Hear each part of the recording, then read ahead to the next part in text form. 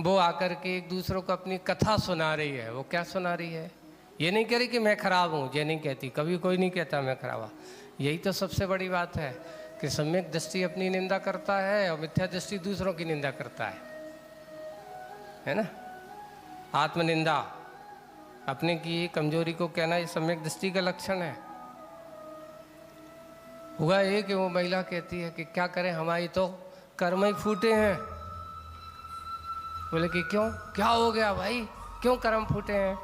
जब हम इस घर में बहू बन करके आए थे तो हमारी सास खराब थी। क्या बन करके आए थे?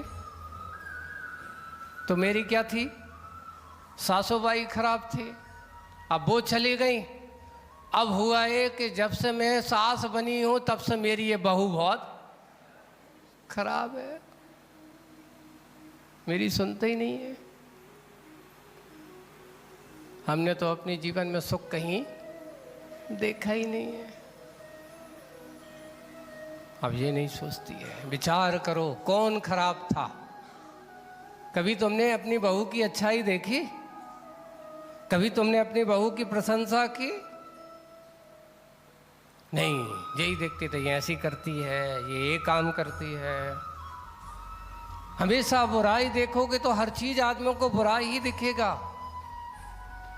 एक बार किसी की अच्छाई की प्रशंसा करके देखो, देखो वो तुम्हारी सेवा नहीं करता है कैसे नहीं, अरे तुम्हारे चरणों में बैठ, आप जैसा तो दुनिया में कोई है ही नहीं है।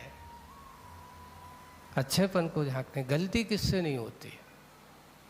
होती है, सबसे होती है, पर उस गलती को अगर एहसास करने वाला जो होता है, सुधारने वाला होता है, समझदार होता है, तो वह समझदार माना जाता है। हम बार बार दोषारोपण, यही गीत गा रहे हैं, हम तो क्या करें, हमारे तो कर्म फूटे हैं, हमारी जिंदगी ऐसे ही है, रोने ही धोने में निकल जाएगी। तो रोने धोना तो तुम्हारे हाथ में था, क्यों रो रहे हो? आप चाहो तो अच्छे हंस करके जी सकते हो, किसी को पकड़ के क्यों बैठते हो कि यही मेरी सासों ही सब कुछ करता धरता है? आप जितना करने का कर्तव्य है उतना कर्तव्य करते चले जाओ। कभी किसी का अपमान करने उनको